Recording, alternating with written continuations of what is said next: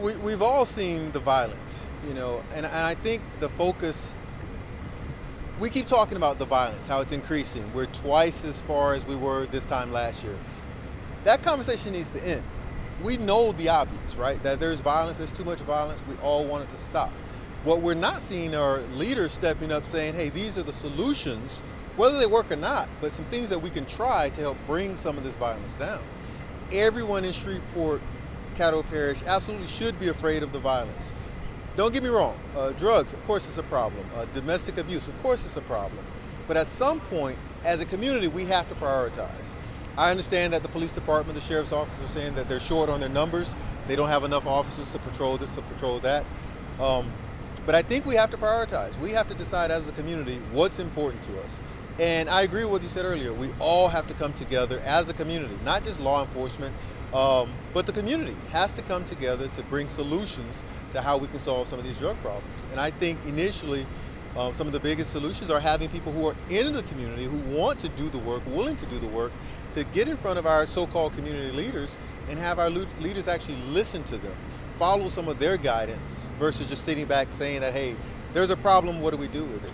There are people in the community that have solutions that we should at least try.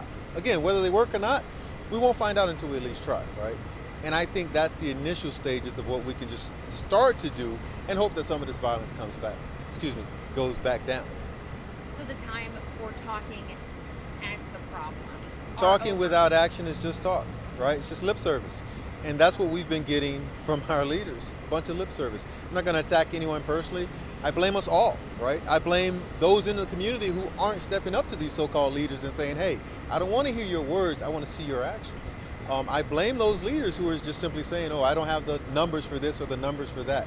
And just get off your butt and do something, right? Let's try to solve this problem and see what the results are. We've seen too many photo ops. We've seen too many speeches in front of City Hall.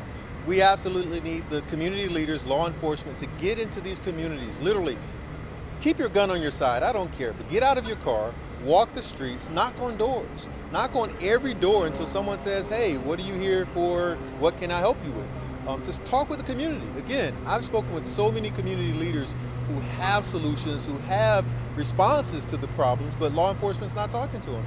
And I would dare say they don't even know who these people are.